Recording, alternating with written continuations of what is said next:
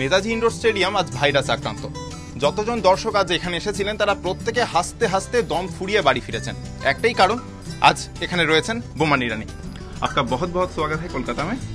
तो पहले आपसे जानना चाहेंगे कि हमारे एजुकेशन सोसाइटी में, एजुकेशन सिस्टम में से आप कौन सा वायरस मिटाना चाहेंगे? देखिए, ये वायरस बहुत अच्छा वर्ड नहीं है। वायरस ऐसा लगता है कि कोई बीमारी हो गई किसी को, लेकिन बिल्कुल हमारे एजुकेशन सिस्टम में बहुत सारी बीमारी है। वो है, एक तो जो प्रेशर होता है, जो सिस्टम से प्रेशर आता है, लेकिन उससे ज्यादा डेंजरस वायरस है पेरेंट्स का प्रेशर। अगर स्कूल में अगर आप ठीक ठीक मार्क्स लाते हैं तो टीचर इतना तक बोलेगी, लेकिन घर पे आके वो जो बच्चे लोग सुन के प्रेशर में आ जाते हैं, and they do very strange things after that. मैं बोलना नहीं चाहता, मुझे अच्छा नहीं लगता ये सब चीजें बोलने को, लेकिन पेरेंट्स को मैं दरख्वास्त करता हूँ कि दोस्त, बैक ऑफ। बच्चा है, कितना सीखेगा वो, और अगर सीखना चाहता है तो सीखेगा, और जितना सीखना चाहता है उतना ही सीखेगा वो। और बहुत सारे बच्चे, और मैं तो देखा हूं दुनिया में बहुत फेमस लोग सीखे नहीं है, लेकिन बने ना कुछ जिंदगी में। अच्छे इंसान बनो और वो अच्छे इंसान आपको लेके जाएगा, कोई भी करियर में आप चमकेंगे। लेकिन रिजल्ट और मार्क्स पे इतना ध्यान मत दो कि बच्चों की जिंदगी, उन लोग के दिमाग में ऐसा असर पड़े कि उन लोग कुछ उल्टा सीधा करना बैठे। और बहुत सारे हम लोग ने केसेस सुने हैं आज तक। आप पढ़ाई लिखाई में कैसे थे?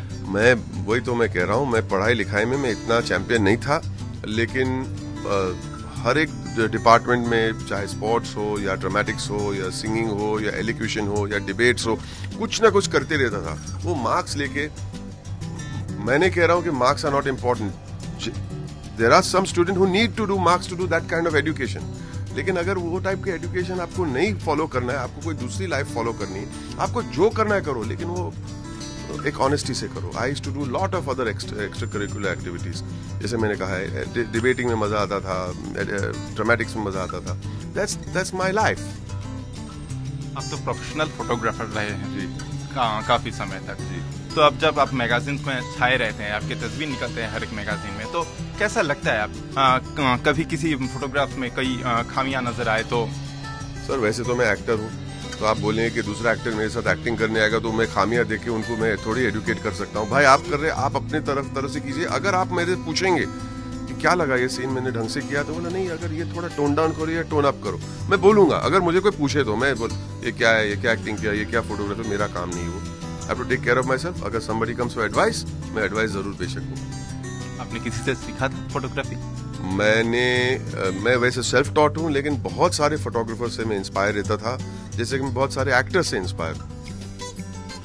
मोटरसाइकिल रेसिंग के मैदान में आपने फोटोग्राफी की है काफी समय तक, तो उस समय के बारे में कुछ सुनना चाहिए। अरे वो जमाना बहुत कमाल का था। मोटोक्रॉस आता था हिंदुस्तान में, और मैं बहुत मुश्किल होता है वो करने, क्योंकि वो उस जमाने में मोटर ड्राइव नहीं रहता था कैमरे में, वो जो मल्टीपल शॉट्स देने के लिए एक शॉट मिलता था। वो जंप के जो हाई पॉइंट पे जो पहुंच गया वो rider, you used to get only one shot, और that makes you sharper as a photographer. बहुत मजा किया उस जमाने में। I am not Bajirao, Mahatma versus Gandhi, ऐसे बहुत सारे थिएटर किए हैं आपने, तो अभी क्या इरादा है? फिल्मों के साथ साथ थिएटर में भी काम? देखो, एक थिएटर एक्टर की जिंदगी ऐसी होती है कि थिएटर करता है, फिर वो सिनेमा करता है, फिर घूम फिर के वापस थिएटर में ही आएगा।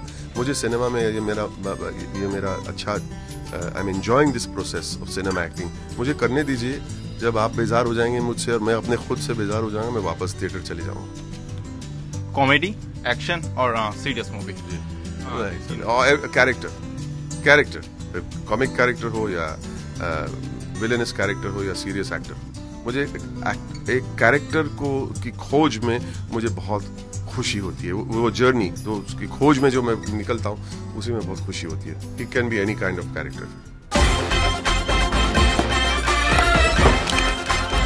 ये एक एक्स्ट्राऑर्डिनरी कैंप है, लेकिन इसकी फी সদ্য মুক্তিপ্রাপ্ত ফেরারি কি সাফারিতে শর্মান জোশীর বাবার চরিত্রে এমনই ম্যাজিক তো দেখাচ্ছেন बोमन ईरानी। पापा पैसे कैसे आएंगे?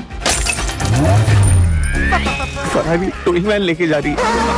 हमको कैसे पता चलेगा कि गाड़ी पुलिस लेके गया कि चोर? हमारे दर्शकों के लिए वो कहानी जरा कह दीजिए कि मुन्ना भाई एमबीबीएस रिलीज होने के दूसरे दिन जब आप अपने कार में जा रहे थे कहीं पे, तो वहाँ पे एक आदमी आया और बाहर से कहा आपको कि आपका कांच नीचे कीजिए और कुछ कहा आपसे। तो उन्होंने कहा कि मामू बहुत कमाल का पिक्चर था। तो मैं उस वक्त मैं परेशान हो गया कि मुझे मामू क्यों बुला रहा है। फिर मुझे लगा कि हाँ, इसने शायद आपने पिक्चर देखी, हाँ देखी, फर्स्ट डे फर्स्ट शो, और मुझे फिर महसूस हुआ कि ये मेरी फिल्म का जो करियर है यहाँ से कुछ होने वाला है। We are not here to make friends. मैंने अपने 25 साल के करियर में किसी पेशेंट से दोस्ती नहीं की। तो वहाँ पे मामू को देखने के बाद जब डॉन आया तो एकदम एक अलग का लुक था आपका, और एक्शन भी बहुत सारे थे वहाँ पे। तो कैसे प्रिपेयर किया आपने खुद को के एक्शन सीन्स के लिए? मैं एक्चुअली फिजिकल ट्रेनिंग भी लिया था उस वक्त, एक ट्रेनर भी था मेरे साथ, और वहाँ के जो जर्मनी से आए थे एक्शन डायरेक्टर्स, हर रोल के लिए कोई ना कोई प्रिपरेशन करना ही पड़ता है। एक्शन फिल्म के लिए एक्शन का प्रिपरेशन करना पड़ता है। कोई कैरेक्टर अगर मैं बंगाली का कैरेक्टर का निभाऊं तो मुझे बंगाली के साथ बैठ के खाना पीना पड़ेगा सीखने के लिए। तो you have to prepare for every role. Okay, तो बंगाल में आपको सबसे अच्छा क्या लगता है? बंगाल में आई थिंक वो बहुत टिपिकल जवाब होता है ना कि मुझे बंगाल लोग बहुत अच्छे लगते हैं। यहाँ पे लोग अच्छे ही है, वार्म है, लविंग है, और यहाँ का खाना बहुत पसंद है मुझे। और पिक्चर, बंगाली पिक्चर में कब देखेंगे? मैं झूठ क्यों बोलूँ, I have seen very few Bengali picture, लेकिन उत्पल दत्त साहब is a great inspiration for me. Utpal Dutt साहब जब गोलमाल में आए थे, मैं बोला अगर लाइफ में मैं कुछ करूँ तो शायद ऐसे एक भी परफॉर्मेंस करने का मौका मिलेगा तो मैं अपने आप को बहुत खुश नसीब समझूंगा। उत्पल दत्त साहब used to really make me feel very special as a youngster. Ray साहब के और मृणाल सेन साहब के बहुत सारे फिल्म देखे। आज की जो what you call what is the word we call for Bengali film industry, Tollywood के जो मैंने इतने देखे नहीं, मैं झूठ नहीं बोलूँगा, लेकिन क्लासिक्स मैंने बहुत देखे, बचपन में देखे थे और बहुत इंजॉय भी किए, मेरे कलेक्शन में भी है। आपने ही कहा था कि डायरेक्शन का शौक है आपको जी, तो कितने दिन लगेंगे इस सब? मुझे खुद को पता नहीं। जब मेरे दिल में मन में एक ऐसी कहानी आएगी जो मैं शेयर करना चाहता हूँ पब्लिक के साथ, वो तो ऐसे जल्द से जल्द देख लूँगा मैं और बनेगी वो फिल्म, मुझे इतना कॉन्फिडेंस है। लेकिन अभी मेरे दिमाग में वो कहानी आ ही नहीं रही। एक दिन आ जाएगी, एक दिन नींद में से उठ के बोलूँगा कहानी मिल गई मुझे, तब देखेंगे। बहुत बहुत शुक्रिया, थैंक यू वेरी मच। भटक रहे आलिम है सारे। বোমারিনীর সঙ্গে আজকের কথোপকথন এখানেই শেষ। পুরুষোত্তম পণ্ডিত, এবিপি আনন্দ।